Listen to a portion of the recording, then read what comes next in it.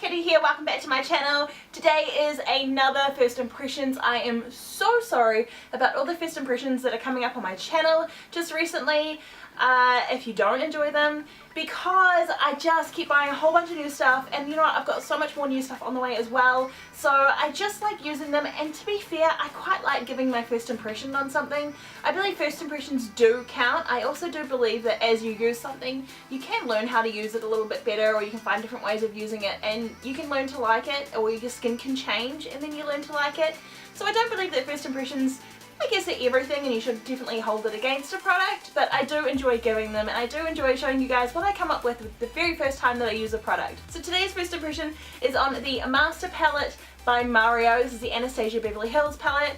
Now, when I very first saw this, I wasn't keen, and I wasn't even going to get it, because I just found that the colour tone throughout the palette was just a little boring for me. If you know anything about me, or you've seen any of my other videos, you'll know that I'm quite into my brights, and I'm quite into outrageous.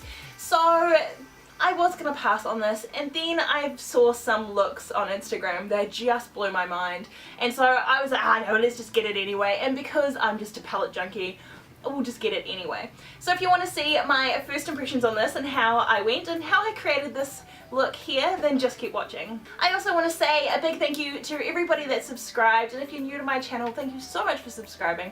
I really appreciate every single one of you, and I am so honoured that you'd even take the time to listen to my opinions and the things that I've got to say. So I I love you all, thank you. So I think what I'm going to do with this palette is I might try a halo eye. I haven't done one in a little while, and I absolutely love halo eyes, or I think they're also known as spotlights.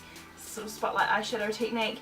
I really love this technique because it's really actually quite simple to do, and it's really effective, and it looks really good. So the first thing that I'm going to do is I'm just going to get a white eyeshadow pencil, and I'm just going to create a bit of white in the middle of my center of my eyelids just to help with this palette. Because of the tones of this palette, I'm just doing that to try and help separate that sort of toned on my eye, if that makes any sense. So normally I would sort of prime my eyelids with a cream shadow just to make all my other colours blend a lot easier.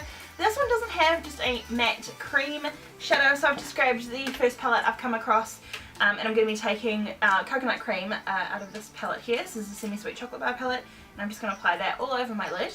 And to start off with my crease, I've been arguing with myself over whether I'm going to use the oranger shade or I'm going to use just the sort of brownier shade. I instinctively want to go to this sort of orangey peanut butter shade, but I do that all the time. So I'm going to go counterintuitive right now, and I'm going to use Lula in my crease. It's going on quite patchy, which is unusual for Anastasia Beverly Hills eyeshadows, so I think it might be the eyeshadow primer that I've used underneath. I'm getting somewhere, so that's good. So I'm now going to take the shade of Violeta, which is a little bit warmer, and I'm going to pop this on my outer corner and my inner corners on the top lid. Actually quite a pretty colour, that one, wow.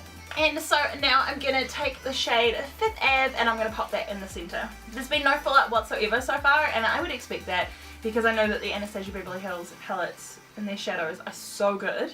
I'm just blending out that Fifth Ave now, which is a little bit more Violeta, just so the dark on the inner and the outer corners aren't lost. That colour is so strange, because in the pan it looks brown, but on the eye it's seriously coming off really purple. It's so weird. Even when I swatch it on my wrist, it looks brown. Why is it coming off purple? And I'm just going to run the shade Hollywood on my inner corner and my brow bone.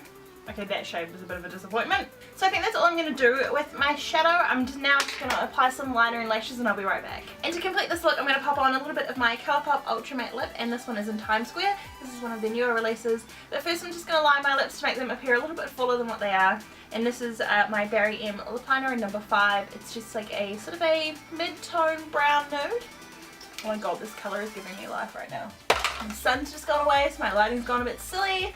Oh my god, how can it be so perfect? Stop! So here's my finished look, complete with top bun, which I've never done before. I wanted to give it a little bit of an Instagram baddie kind of feel, because it was just kind of rolling that way. So you've got to get your hands on Times Square. This lip colour is stunning. It is absolutely perfect. I am in love. It is my new everyday. And my final thoughts on this palette, when I did see it, I was a little disappointed, like I said to begin with, just with the tone range. But to be fair, this is beautiful. I think I'm actually a little bit shocked. Some of the colours, like Violetta, come out totally different on the eye to what they do in swatches and in the pan, which is really, really weird. I don't understand that, but we'll roll with it anyway because it's pretty. I think this would be a perfect sort of everyday palette, or just a palette for people who aren't really into the bright colours and into the whole bright, vibrant, crazy kind of scene. So I can see how this definitely is appealing to a lot of people, and it's definitely worth it. The colours are really, really pigmented and they blend easily. I was having trouble with that first shade in my crease that I was blending out. Like again, as I say, all the others worked fine, so I think it's actually just my primer that was the issue. I do, however, prefer her Modern Renaissance palette over this one. If I had to pick one at the moment, it would still be the Modern Renaissance. So if you enjoyed this video, then please give it a big thumbs up. Don't forget to subscribe, and you'll be seeing my face in the next one.